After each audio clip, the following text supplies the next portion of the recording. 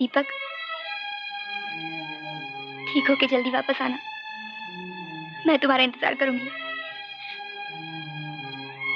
इंतजार तो आने वालों का किया जाता है, जाने वालों का नहीं। ऐसा मत कहो दीपक, प्लीज ऐसा मत कहो।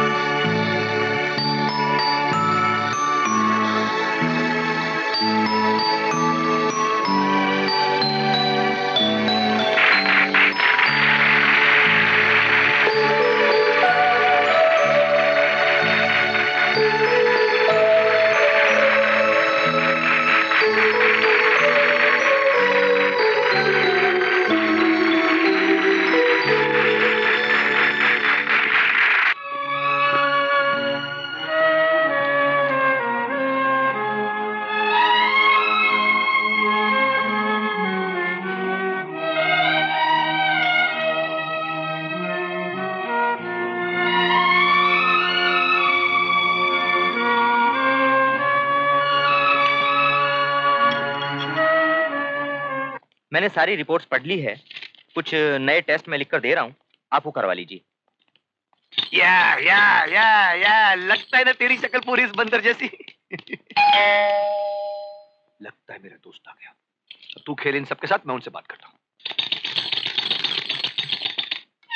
हाँ यार, मैं तेरा ही इंतजार कर रहा था। क्या बात है श्यामलाल, आज अपने वकील दोस्त को याद किया। सब खैरियत तो है?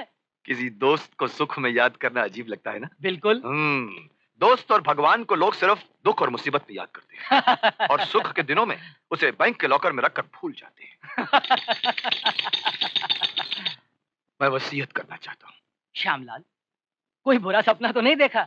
नहीं राधे श्याम, सपने तो हमेशा अच्छे ही देखे हैं हमने, और भगवान की कृपा से सारे सपने पूरे भी हो गए हैं। पहले बेटे का सपना देखा था, बाद में पोते का सपना देखा। भगवान ने अमर दिया और फिर मुन्ना है। मुन्ना इधर आ। क्या है दादाजी? ले और जाके खेल। सारे सपने पूरे हो गए राधे श्याम। अब वसीयत का वक्त आ गया तो तुझे याद कर लिया। श्यामलाल, वसीयत तो टूटे सपनों की भी बनती है, नहीं तो हम वकीलों का धंधा कैसे चलता? राधे श्याम, मुझे तो लगता है कि आदमी धन दौलत इसीलिए इकट्ठा करता है कि वसीयत में लिखने को कुछ हो जाए। अजीब जिंदगी है ये। पहले एक एक पाई करके दौलत जमा करता है, बाद में सब कुछ बांटकर खाली हाथ चला जाता है, और जाते वक्त ज्यादा दौलत जाने का दुख भी ज्यादा होता है। फिर भी ये कमबख्त इंसान वसीयत जरूर करता है। दीपक की सारी रिपोर्ट्स तो ठीक है, आज एक और टेस्ट करवाना होगा। उसकी फाइनल रिपोर्ट आने तक हमें रुकना होगा। कम दीपक।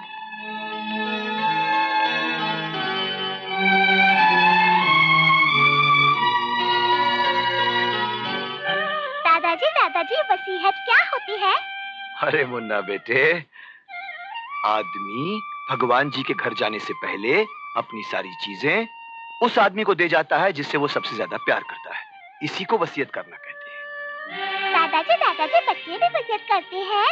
अरे नहीं बेटा, बच्चे वसीयत नहीं करते। क्यों? बच्चे भगवान के घर नहीं जाते? अरे नहीं बेटे नहीं, भगवान जी कहते हैं बच्चों को कि तुम लोग पढ़ो लिखो और खेलो, और फिर एरोप्लेन में जगह जगह पर घूमो। भगवान के घर में एरोप्लेन नहीं है? बेटा चल, मैं तुझे बाजार से एरोप्लेन लेके देता हूँ, चल। दादाजी, मैं आपकी सवारी पर जाऊंगा। अच्छा चलो, जाओ, खड़े हो जाओ। ये हो गया दादा पर पोता सवार। चल तेरा दादा टिक टिक।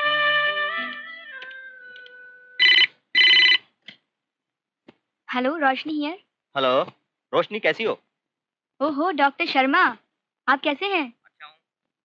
मेरे लिए तो आज बहुत मुबारक दिन है। आपसे बात जो हो रही है, अच्छा डॉक्टर, कैसे याद किया? रोशनी, तुम एक एड्स के पेशेंट का इंटरव्यू करना चाहती थी ना, तो वो कल एक पेशेंट आ रहा है। वो काफी एडवांस स्टेज में है, सोचा कि मैं इन्फॉर्म कर दूं। Thank you very much doctor, I will be there. Okay doctor साहब, पेशेंट आ गया है। भेज दो उनको। मैं कम इन सर। प्लीज आइए, बैठिए। दीपक, कैसी हो? दीपक, आप थोड़ी देर के लिए बाहर बैठिए, मैं आपके पिताजी से जरा बात करना चाहता हूँ। डॉक्टर साहब, बीमार मैं हूं। मेरे पापा को ये बात बताकर आप उन्हें भी बीमार कर देंगे। मुझ में सुनने की हिम्मत है डॉक्टर, आप कहिए। दीपक, आपके लिए एक बहुत बुरी खबर है, आपको एड्स है।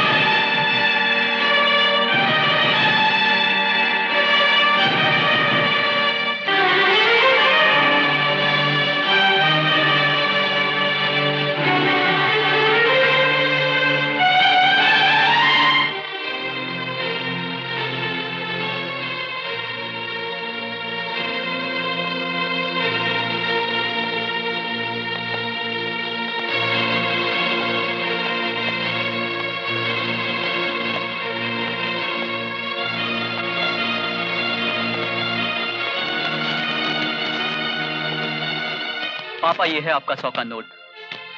इसे गौर से देखिए, क्या इस पर कहीं लिखा है कि आप इससे क्या खरीद सकते हैं? आप तो मौत के सौदागर थे ना, लोगों को जहर बेचते थे।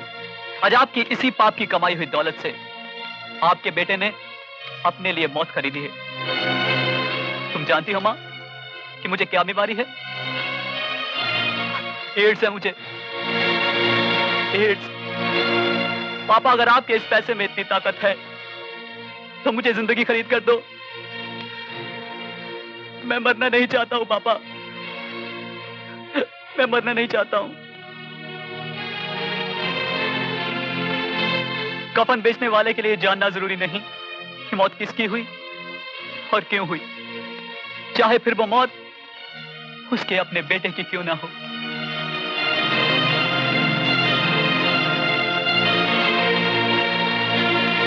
मां, मैं अपने कमरे में जा रहा हूं।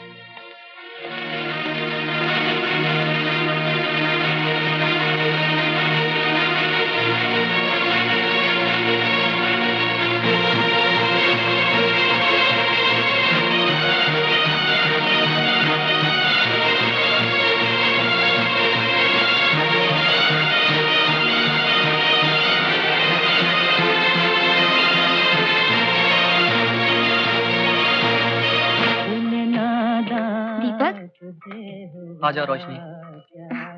क्या बात है, लाइट नहीं जलाई? अब तो अंधेरा हो चुका है।